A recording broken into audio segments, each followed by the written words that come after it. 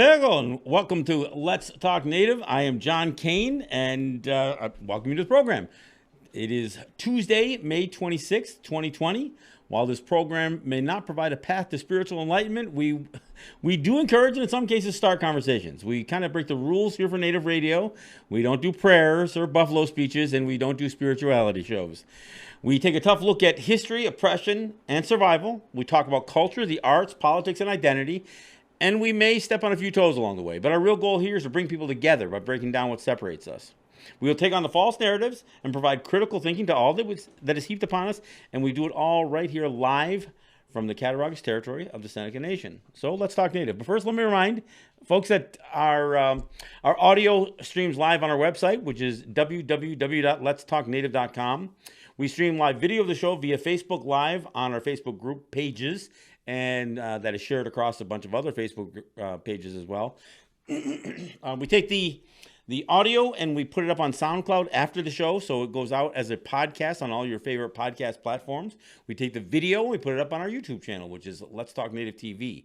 There you will find not only the shows that we do here as Let's Talk Native shows, but also the Let's Talk show that I do for WBAI in New York City. Plus, you'll see short form videos that we do. Our latest is This is Canada, which kind of exposes the racism of Canada, especially towards Indigenous people. And there's a bunch of other topics that we cover there. So I encourage you to subscribe to our YouTube channel, check out our videos. I encourage you to subscribe to our podcast, and you can catch the shows we do here and my New York show as well.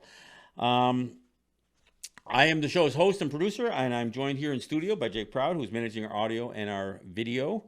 I guess we'll start off with some coronavirus stuff, and then we'll move on to the more of a topic, a discussion about our legacy, and specifically the legacy of a friend of mine. But we'll get into that. All right, so the U.S.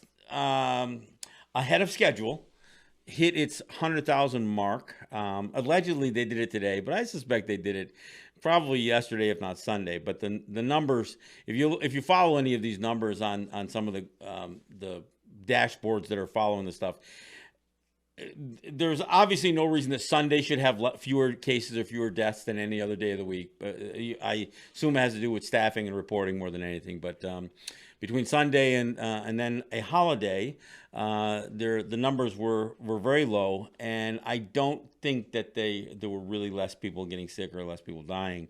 We'll see how this plays out over the long haul, I guess.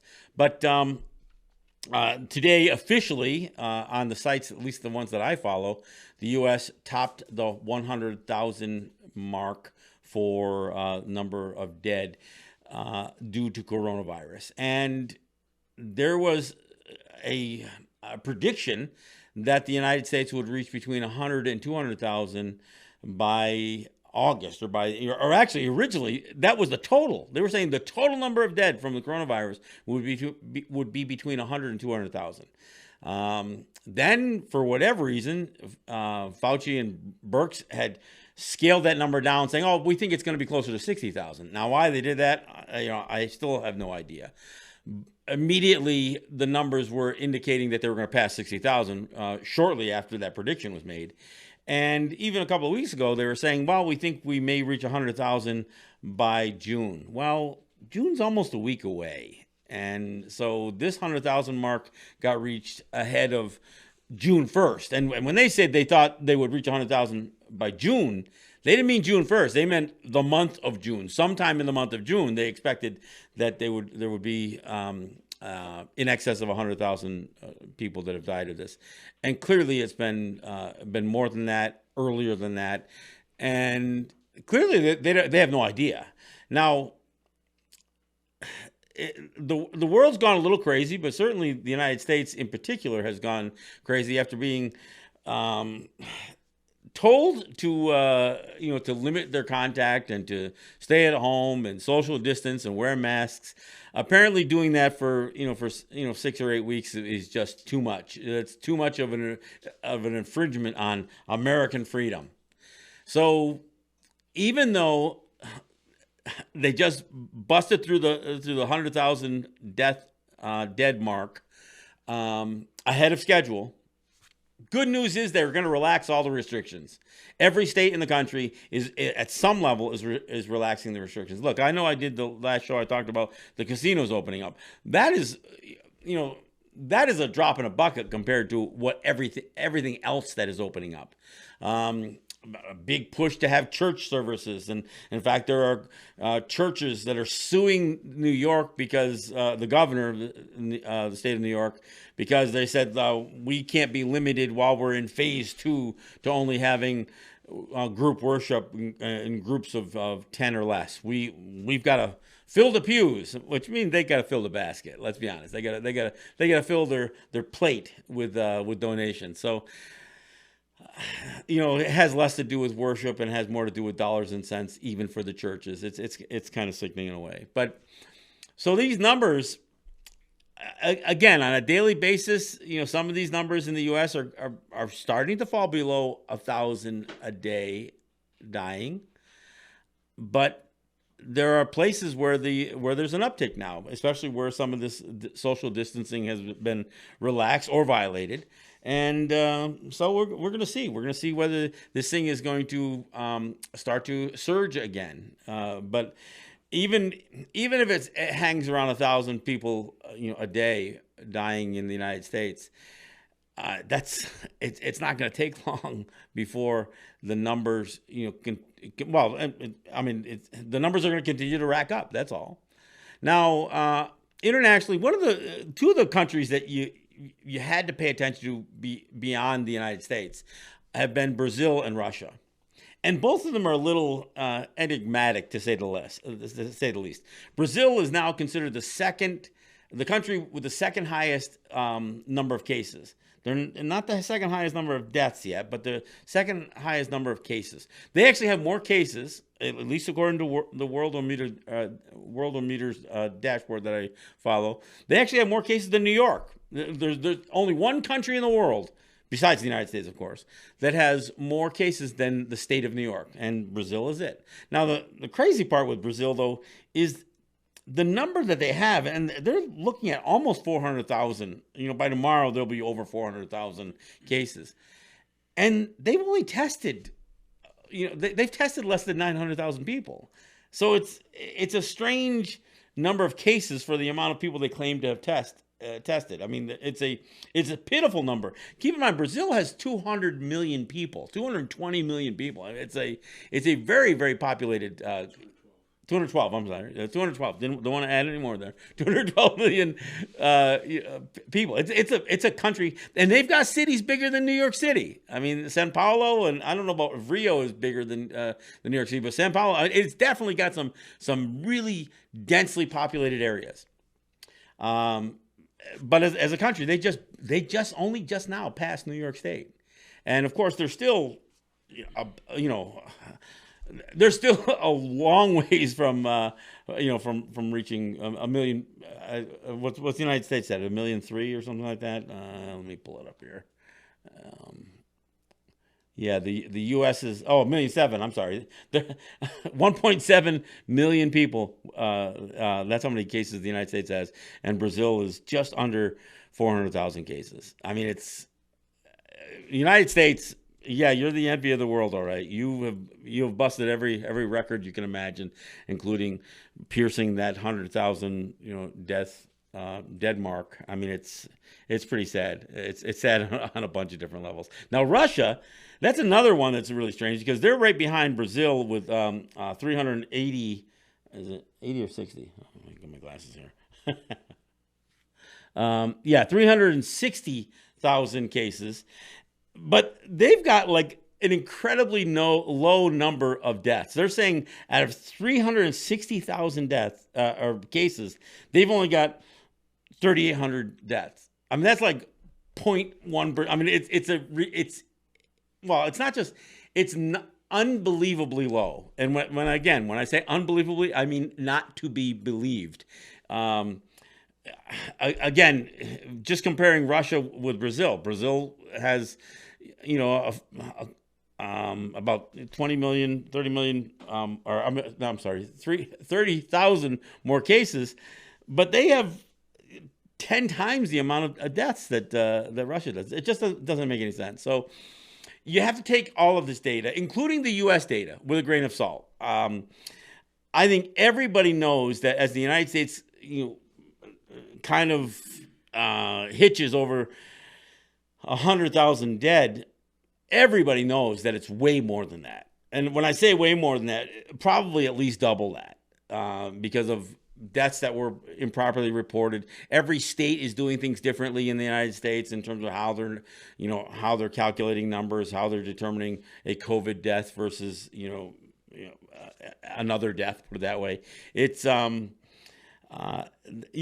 numbers are only relative to the numbers the day before. I mean, it's relative to the systems that they're using. But none of these numbers can be taken as definitive, as 100% accurate, or in some cases accurate at all. There's a relativeness to the numbers, but not an accuracy to the numbers. So I bring them up only so people can see, can hear what the trends are and what's moving in the numbers. But you've got the European countries have been knocked out of the top spots by Brazil and Russia. And of course, the United States has, again, a million more cases than, well, 1.5 million more cases than anybody else. Envy of the world. All right, so that's what I wanted to do on the COVID numbers. What I want to talk about was our legacy. And it's funny because I actually got a call from a reporter today. They were asking about how Native territories, Seneca territories, Native territories in general in New York State are handling, I hate saying it that way, but are handling COVID-19 and how COVID-19 is affecting them. And, we went through a bunch of things, including employment and poverty and, how many cases have shown up and that kind of stuff. But, after we went through that, the reporter asked me about environmental issues. And of course, I mentioned two specifically that the Seneca people are engaged in. One is the West Valley Demonstration Project, the nuclear storage facility that is about 30 miles upstream on the watershed of the Cattaraugus Creek. And the noise that the Seneca Nation is trying to make and Seneca people are trying to raise with NYSERDA and the Department of Energy over that.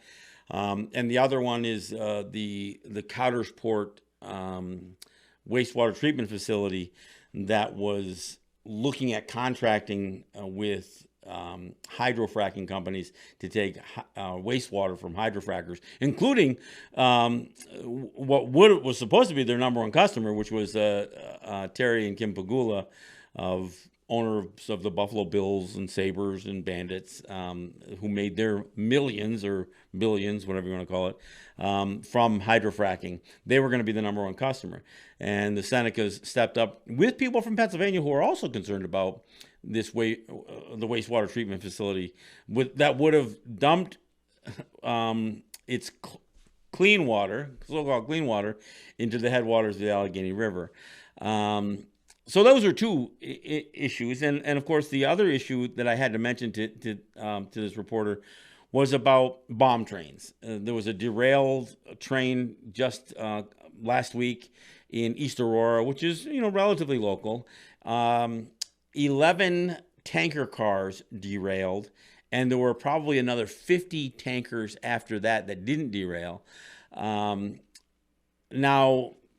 allegedly, it was carrying liquid, propane, but there's nothing to suggest that some of those weren't carrying Bakken crude, or that has earned the title bomb trains. But regardless, even if it was propane, the fact that they're hauling this stuff on rails that are not in very good shape, and none of the U.S. rails are in that great a shape, and they run through little towns. This derailment took place on Main Street in East Aurora. And of course, as I brought it up to this reporter, the Seneca Nation has CSX tracks that run through its territory, right along the lake, essentially. And it's the Senecas are not informed on what hazardous materials, or nothing is permitted through the Seneca Nation. It's like the right of way has given anybody, through rail, or for that matter, even with a thruway, almost unfettered access to use these highways, with no regard for the Seneca people. So bomb trains are a bit of an issue. Now, the reason I bring up environmental issues is, if you recall, just before I went on the air on the last show, I had received a message on my phone that a very good friend of mine had passed away. And I didn't want to make too much of an issue because I hadn't fully confirmed it. But now I have learned that my friend Chaz Wheelock, who I've known for, man, it's been over 30 plus years. I'm not Oneida, but my wife is Oneida, and I lived in the Oneida area. So Chaz used to come out, and I was kind of his connection to the Oneida homeland. Eventually, Chaz is from Wisconsin. He's Oneida from Wisconsin, so he always viewed the Oneida area in central New York as the homeland. And so we camped out, with our kids, his kids, and we checked out some of the state forests, and he actually convinced Oneida, Wisconsin, to put an office in central New York, and of course that kind of just fed the animosity between New York Oneidas and Wisconsin Oneidas. Mostly, this was a leadership issue, it had nothing to do with the Oneida people. This had to do with Ray Hallbritter and and his animosity towards anybody else, whether it's Oneidas from the Thames up in Ontario, or the Oneidas in Wisconsin. He was always disturbed that somebody was going to steal his thunder, and he claimed to be the original Oneida, so to speak. It's a bizarre thing, but it's interesting because Chaz worked so hard to begin a process to assert for himself and for other Oneidas in Wisconsin a connection with the homeland. And he was also very involved in the environmental work. So he was the Haudenosaunee Environmental Task Force, the Indigenous Environmental Network. These were things that Chaz was passionate about. And so when I asked the question, what is our legacy? I can't help but wonder, where does our role and our stance on environmental issues, and look, we've made some news lately. I mean, over the last several years, between Standing Rock and blockades, Wet'suwet'en territory, there's been a lot of examples of Native people stepping up, including the Senecas with West Valley and with Coudersport.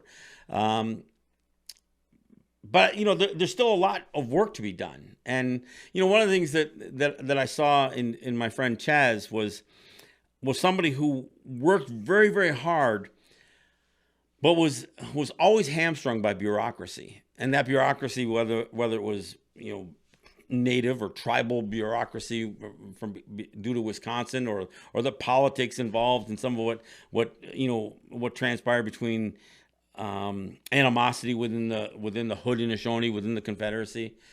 Chaz and I remain friends, even though that friendship sometimes put him in tough standing with people that he also tried to maintain connections with. But he never changed his view on how we interacted. We stayed close. I think he appreciated my stark and candid assessment of where the Haudenosaunee was, where Grand Council was, what it meant to be Haudenosaunee. And so he understood me in ways that perhaps others didn't quite take the time. It's easy to either dismiss somebody, either agree wholeheartedly, or to dismiss something, and he would engage me, and and I learned a lot, not only through Chaz, but when the Oneidas of Wisconsin established an office that he was one of the personnel to. Look, they had a lot of information. They were located in Chenango, New York, the birthplace of L. Frank Baum, by the way. So it was interesting to be there as an Oneida outpost for Wisconsin. But I'll tell you, Chaz is mingling with guys like me and Paul Delarone and Gabriela Gerardo, Art Montour, and others. Um, Also left some folks back in Wisconsin with with a bad taste in their mouth, so to speak. Uh, he was being too. They claimed that he was inviting the Warriors into the Oneida, Wisconsin office. It was crazy on a bunch of levels. But again, that relationship that we had, you know, enabled us to speak candidly, and regardless of what anybody else thought about he or I or the work that we were doing, we were able to be honest with each other. Chaz and I managed to get thrown out of a few places together. We got thrown out of Turning Stone. We were trying to go to a League of First Nations meeting over the tax issue at Turning Stone, and we were greeted. We weren't actually together. We didn't show up together. We just got kind of thrown out together. We were both thrown out of Turning Stone Casino. Ironically, Chaz happened to be in town here in Cattaraugus when I got thrown out of the Cattaraugus Fire Hall for what turned out to be a Seneca only meeting. But as I sat went into a meeting, and I was invited, but it wasn't clear that it was a Seneca only meeting on marijuana and cannabis. I sat in the in the fire hall, I couldn't help but notice there were quite a few other people in there who weren't Seneca, but that's all right. It turned into a bit of an issue with me being there, so I didn't actually get thrown out.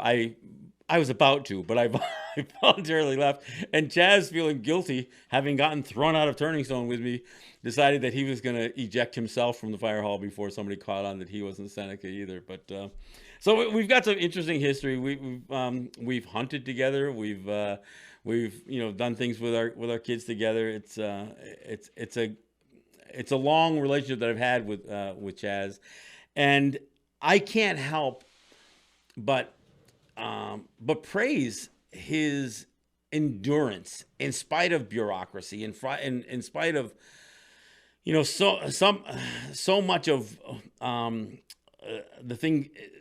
I mean, look, there are so many things that'll just kill an effort, and we see it happens politically, not only within a native administration, but even again when you start talking about confederacy and reaching across nation to nation territories and relationships, oftentimes the first thing that you're judged by is who else you are friends with. I mean, on Facebook, one of the first things people do is they check out your friends list to see who you are, right? Well, Chaz and I go back way before Facebook, and it was clear that we were friends, and he never hid from being my friend, and certainly I had never had a reason to hide from being his. But I will say that that Chaz, his relationship with me had a cost politically, both in Wisconsin and within the Haudenosaunee circles, because I'm not one to just blow smoke up everybody's ass about how wonderful everything is. But those things just added to the very bureaucracy that Chaz had to face. Look, we go back when there was when there was land left, for the Oneidas, but from non-natives who wanted Oneidas to have land right up near Lake Ontario, and it turned into a debacle because of politics. The interesting thing when we talk about legacy is now one of Chaz's daughters is involved in where there's three young Oneida women from the three Oneida territories who are asserting and establishing themselves on a piece of Oneida homeland. And that is essentially some of Chaz's legacy, not only because one of his daughters is involved, but that's the kind of stuff that he was always trying to promote. So not only was there the idea of trying to do agriculture in the homeland, doing some traditional agriculture in the homeland, but through all of this was his undying effort to raise environmental issues. And so I asked the question. I mean, I know what Chaz's legacy is. And his legacy is the environmental work, is the idea of trying to do sustainable projects that were economically, environmentally, culturally sustainable. And that's his legacy. And now it's up to his children to see to it that legacy continues.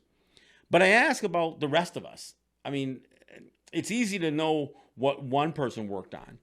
Um, and I would like to think that we can and we will assert, for every one of us at some point during our lifetime, that we assert our commitment to the environment, to sustainability, to, I mean, look, even in the time that we're in right now with, with this pandemic, that should look, there should be something long lasting that comes out of this, that people learn from it. I'm not optimistic that the consumer capitalist attitude of the U.S. Won't continue down this very same path. In fact, that's evidenced by how quickly people are trying to return to the old normal because they don't like having to change their lives, which is why we have, V8 4x4s on the road the way we do today, on our continent here, and it's why folks who live in U.S. and Canada are the highest consumers of energy products, fossil fuels, and the like. But as Native people, and not just as Haudenosaunee, but as Ongwe, I'm hoping that we continue to stand up to pipelines. We continue to stand up to extractive industries. We continue to stand up to bad policies that threaten our water, that threaten our land, that threaten our air. I hope that we continue this, and I hope that we lead by example, and that we continue to change our lives even while the lives around us don't. And look, and it's a pretty big, this is a big wish. It's a big ask. And when I look at, guys like Chaz Wheelock, who worked on every level he was allowed to. I mean, this is a guy who, he wasn't independently wealthy. This is a guy who looked constantly for work within this effort, within the environmental effort, within the sustainable enterprise effort. I mean, this whole idea was, how do we do something that on one hand is institutionalized because they're supported by native institutions, but on the other hand, decolonize or do something separate than what the state, whether it's Wisconsin or whether it's New York or whether it's the U.S. or Canada or whatever. This was always the effort. Now, I think sometimes being constrained by the institutions almost creates an inherent flaw in trying to do this. But this was the work that Chaz strove for, and and he did applaud those of us who sometimes stepped away from those institutions and just did things. Whether we, one of the things he praised me for was this: just the idea that I didn't wait for permission, I didn't wait for the grant, I didn't wait for the funding to show up before I started trying to do a radio program. Yeah, and nobody else has done this yet. And even when institutions have backed radio stations and websites and and TV stations even, it just seems like it falls a little short. So, I know what Chaz's legacy is. I guess the question that I have for the rest of us: what do we want our legacy to be? Because here's the thing. I mean, I lost my friend, and of course his daughters lost their father, and so many other people lost Chaz as not only a family member but as a friend. So I'm not alone in feeling a loss with Chaz's passing. But there's a part of me, because he didn't die of COVID-19, at least not, and there's been no indication to me of that. I think it was out of the blue. I don't think anybody expected this. And when Chaz woke up that morning, I don't think he believed it was his last. But when I look at his life, I don't think there should be any regrets to it. I think perhaps his biggest accomplishment is laying the groundwork for others to follow. Now, we would all like to do more than that. And none of us should feel content or satisfied that we've done enough. We should always strive to do more. We should always try to do more and more, and not just hopefully lay the groundwork that somebody else will pick up. But I think we have to try to accomplish some things even at the smallest level. So I do dedicate this program in particular to my friend Chaz Wheelock, who, again, we all lost somebody who was good-natured, silly, goofy in many ways, but somebody who understood how to set up programs, how to work a program and come up with, do the research and produce the reports that would tell some truths that many of us were too uncomfortable to look at. So again, I want to give my praise and acknowledgement to Chaz Wheelock. I want to share and offer my condolences to all of his friends and all of his family, and to his daughters in particular. I want to offer my condolences to all of it. All right, we're at the bottom of the hour, so we'll take a break, and we'll come back. We'll continue on a little bit more with talk about environmental work. We'll come back with a little bit more of that. This is John Kane. This is Let's Talk Native.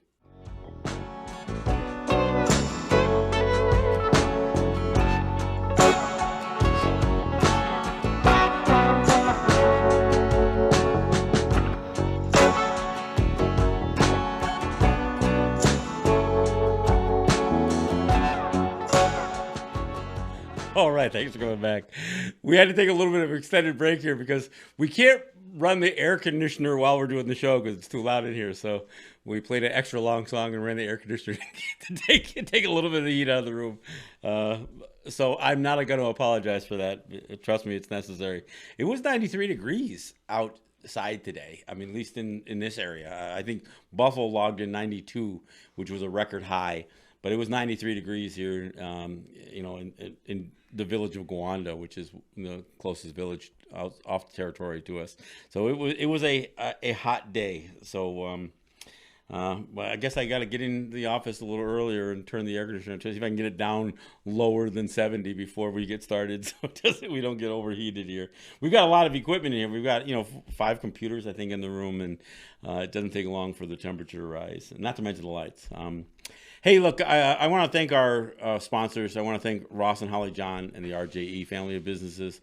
I want to thank Grand River Enterprises and Native Wholesale Supply. I want to give a shout out to Eric White and ERW Enterprises.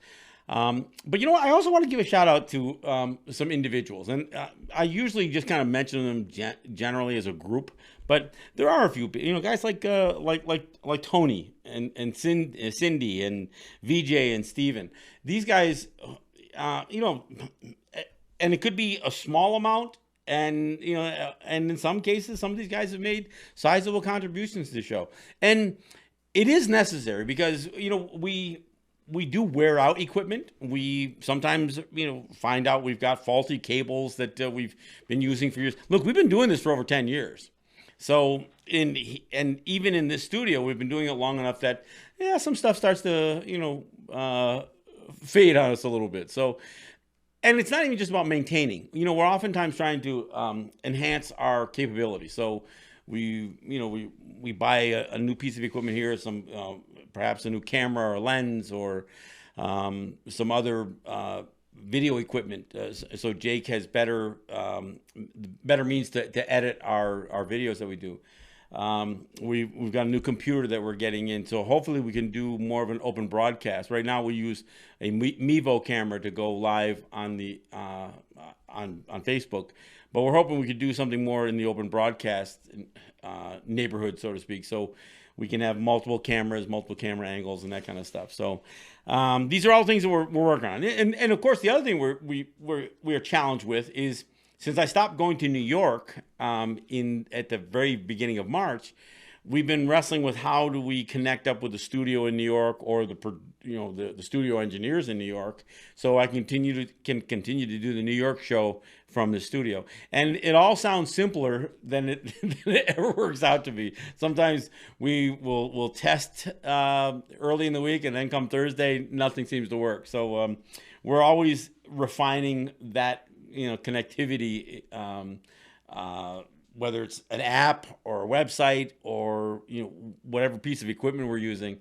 So we're always working on that. So the contributions we get in, not just the guys who support the show weekly or monthly, but the other contributions we get in help us solve those problems that are out of the norm. We seem to be able to maintain what we're doing here, but anything else, any extra we get in helps us pick up another piece of equipment and expand our capability. So again, I want to thank again Tony, Cindy, VJ, Steve, and there are more. But in fact, my button here, my I'm not a mascot button in my T-shirt that I wore a couple of shows ago from Donna Van Boyle. I mean, look, and there are many ways to support what we're doing here, and one of the ways is to listen and to have the conversations after the show, and share the program, whether you're sharing the video or the podcast. I mean, that's one of the other ways that you support the program. So thanks for it all. I appreciate it all. All right. Hey, again, part of what I'm doing here today is trying to honor my friend Chaz Wheelock. It's as I get older, and I'm 60 years old now, I realize that all of my friends who are somewhat older than me we all are facing our mortality all the time. I've lost friends that are younger than me, but I'm always concerned about the friends that I have that are older. And but Chaz was never one of those guys I seem to be worried about. And so I was a little thunderstruck when I got the news. But look, none of us are immortal, and we all have to face that mortality at some point. And we try to live lives that will not leave us with either unfinished business or regrets, because those are pointless. I mean, if there's one caveat, it's to try to do what you can, but not kill yourself doing it. And I mean that literally and metaphorically. We can't please everybody in our lives, but the thing is that we can leave a legacy that will inspire. And I think that's what Chaz has done. And that's my call. I mean, as we look, I talk about a lot of times about identity and culture and decolonization. That's the legacy that that many of us are striving for, is to not only begin a process of untangling ourselves from the systems of oppression that are out there, but inspiring people so somebody else will do it separately and together with us. I mean, in a perfect world, everybody inspires at least one person, but or in a perfect world, you inspire more than one person. So the effort grows exponentially. But as long as we keep, I was once told that, we will never be an extinct people as long as one person still exists. As long as one of us is carrying on Guyana to Goa, as long as one of us is carrying alive some aspect of our real identity. And identity is complicated. I mean, because there are a whole lot of people who are trying to define it, and they try to amend it. Look, I've talked about the role that church has played in altering our identities. Clearly, the role of colonization, whether it's the European countries or their offspring, Canada, the United States, we are tremendously compromised when it comes to our identity because of those colonial powers that still exist on our lands. So the legacy that we all strive for is to not only do work in our lifetime, but to do work that will inspire others to carry it forward. So when I ask about what that legacy is, and I'd hope that legacy does involve our stance on environmental issues. But it's not just about stopping a pipeline or a rail line or a power line or whatever. I mean, the environmental issue has to do with behavior. I mean, the biggest changes that we can make it really has to do with behavior. I'll say something. This pandemic that swept the world here, I saw some good things here in at least in Seneca territory. I saw people come together. I saw some mutual aid response. I mean, my friend and co-host Regan in New York City, she participated in some mutual aid, and this is grassroots level stuff. This isn't stuff that is a government program. This is these are communities, these are neighborhoods, and for me, I was immediately invited to be a part of at least on a Facebook group that would identify needs and resources. So I saw some of that stuff, and it was encouraging. I just don't want that to disappear when everybody thinks that we're out of crisis, because frankly, as Native people, we are never out of crisis. We are in a constant battle. We are in constant battle for not only our environment, but look, if we view ourselves as caretakers of the earth, obviously that is a huge responsibility, and one that is almost an impossible task when you consider how many people seem hell-bent on destroying it. Now, I'm not saying that we failed miserably, but it's hard to we're a long way from ever declaring mission accomplished as presidents of the United States want to do. So I think we've got a lot of work to do, and the biggest challenge that we have is making sure that legacy, that work, regardless of how anybody wants to assess our success, can we continue work that will inspire others to pick it up and do more? I mean, my hope is that every generation does a little bit more than the generation before them. Look, I look back at our history and our culture, and I realize that we've had generations of people who put a big effort forward. I mean, they put a big effort forward to try to keep certain aspects of our culture alive. We lost plenty. I mean, every generation has made compromises that maybe the next generation can't fully appreciate or accept, or again, they didn't walk in those same shoes. I know that I look at the compromises that were made in terms of lands that were ceded, or if not ceded intentionally, that were allowed to be slipped away.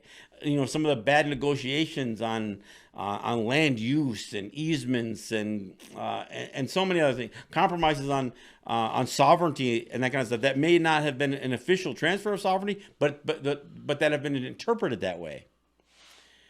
But for every shortcoming a previous generation may have come to, they left enough for the next generation to go farther than they did.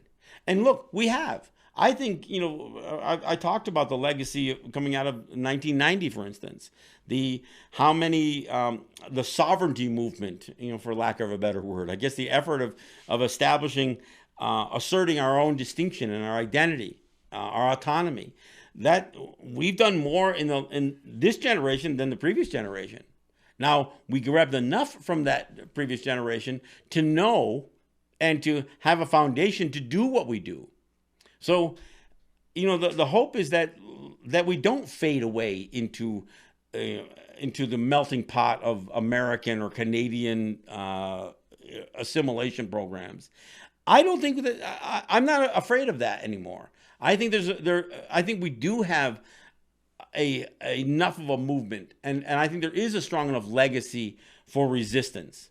Look, we talk about the warrior flag behind me here, and it's a symbol of unity and resistance, one that people all over the world recognize.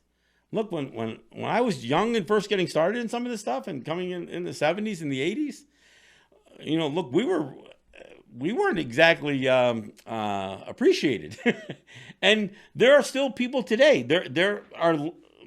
There's lingering resentment from some of the people who have been assimilated or who have compromised themselves, they look at those people like myself or Chaz or so many other people who continue to push the envelope, and there's a certain resentment from that comes with it. But not so much from the younger people. And for me, I remember sitting here when we had Theo Horn and Gontanetta Horn, and she asked the question of a bunch of us right on the show. She goes, "How do you look at us as the younger generation? Are you satisfied that we're doing enough? Because it seems like we're working hard." And look, it is real easy for this generation to criticize the younger generation. We can find faults in everything that our kids and our grandkids have done, but the reality is, we need to empower them, because regardless of whether we have successfully transplanted our brains into into our kids and our grandkids, we have transferred enough, and hopefully enough legacy, enough passion, that they're going to rethink the solutions, because we didn't accomplish everything we wanted to accomplish. Chaz didn't accomplish everything he wanted to accomplish, but now his daughter's taking the steps forward. So I don't think we can expect the exact roadmap that we follow and perhaps try to craft for the future is not necessarily the roadmap that our kids and our grandkids and our great-grandkids are going to follow. And nor should we require that. We should be empowering them to find the solutions that we couldn't.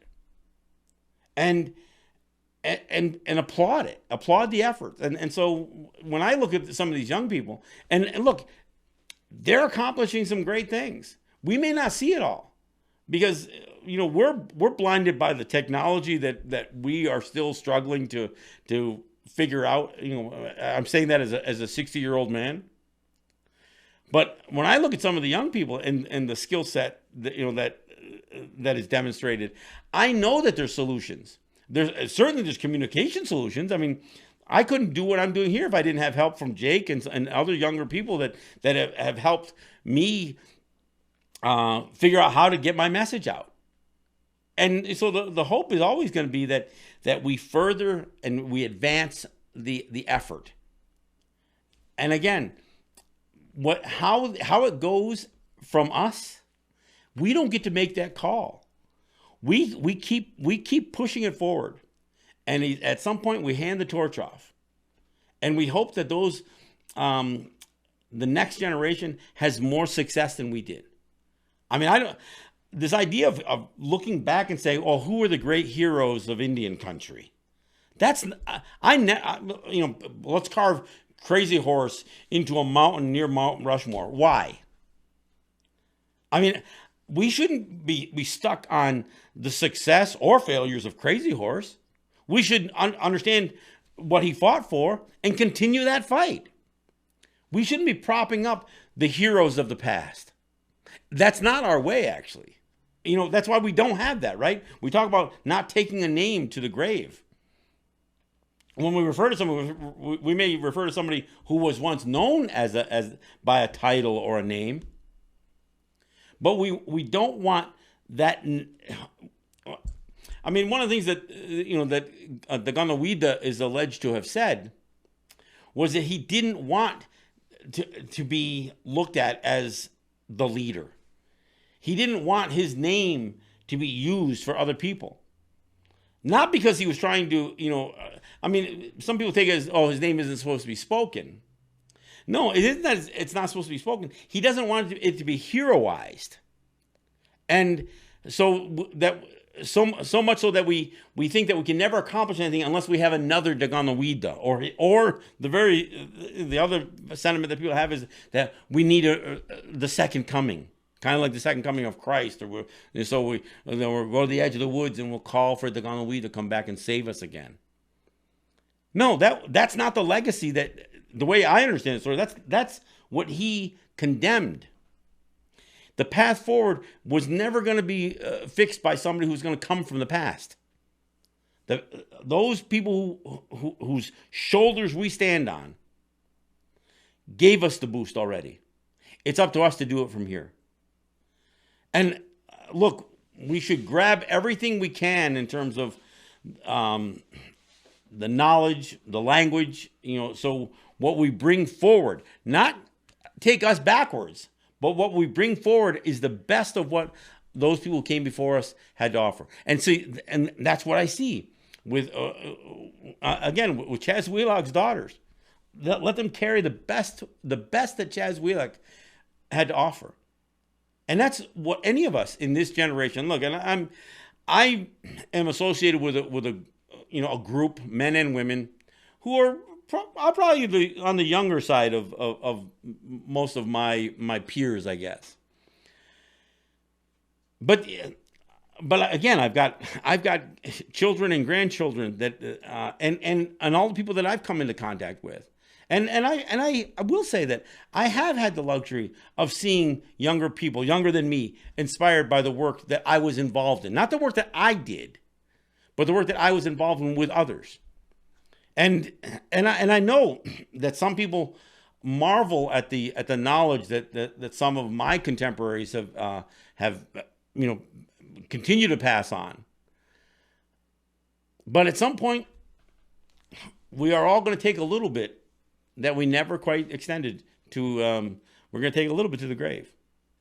And so there are going to be those that are going to have to figure out how to go to the next step, because we won't be there to guide them.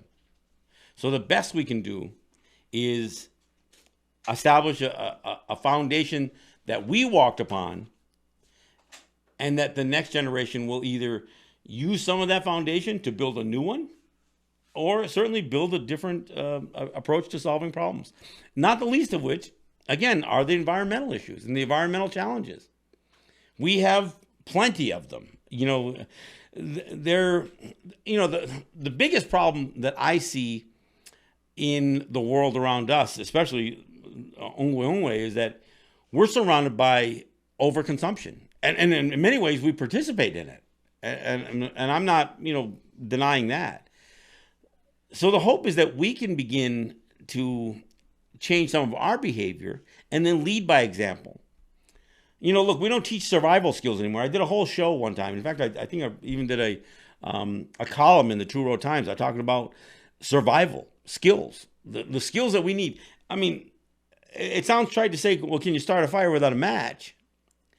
But I remember listening to Killer Mike, rapper from Atlanta, basically talking to a group of black leaders who talked about the revolution and how they that they want to help lead the revolution into the future. And he asked the people, look, can you shoot your own food? Can you grow your own crops? Because if you can't feed yourself, you're not ready for a revolution. So some basic survival skills. And look, I'm seeing it. I'm seeing more people that are doing more gardening. I'm seeing more people who are taking food sovereignty seriously. And we're just scratching the surface. I mean, I gotta expect that the generation of my children, my grandchildren are gonna advance this. In fact, it's my kids' generation. It's a younger generation, the generation after me, that's doing that work now. But when their kids get involved, it's gonna be more broad based. And look, I remember when some ag projects were started 30 years ago, and it sounded really idealistic, and it was really underfunded, and it wasn't supported by it didn't have the broad-based support that it needs, and that's the challenge that we have, and most of those failed. So the food sovereignty and the food is our medicine effort was restarted only recently within this last decade. So now we have a different effort going forward that's going to change how we view health, how we secure ourselves into the future. And look, it's going to have to go beyond just feeding ourselves. How do we house ourselves? How do we light our homes and heat our homes? All of these challenges are the things that not everybody has to do everything, but everybody has to do something. And I got to tell you, I am optimistic. I've looked at the tiny home movement, and I've looked at the food sovereignty movement. Some of the holistic health issues. separating, some of the hype and the quackery from the reality. But these are all the challenges that we have. And at the end of the day, the one thing that it always comes back to is, can we do these things and maintain the sense of community? Like I said, when this pandemic struck our area here, I saw the community come together, and I'm still seeing it. Hopefully, it doesn't always have to be, brought about by a disaster. But look, we have fires, we have storms, we have these things that happen, and that's when people will step up. We need to do this on a regular basis. Obviously, education is something that is going to change going forward. Hopefully, with some of this distance learning stuff that we've been doing, this might be the greatest opportunity for us to take more control of what education is going to look like from a native standpoint. And that goes hand in hand with some of this stuff. So, again, I dedicate the show to Chaz Wheelock. I know I have a sense for the legacy that he has established, not only for his children but for others that have admired his work and his effort. So, I want to thank you for listening. And look, if you don't know who Chaz Wheelock is, look him up. You'll learn more and more. It's unfortunate that it's after we pass that people sometimes take note, not just of the art that comes from those who've passed on, but the work in general that people have done. But again, my hat's off to my good friend Chaz Wheelock. Thank you for listening. And hey, we'll be doing our show. Hopefully with some new setups, New York show on Thursday, and that's at 4:00 on Thursday. So we'll be streaming it live on Facebook, and of course we'll be streaming it audio on www.wbai.org. So we'll see you on Thursday. Yahweh.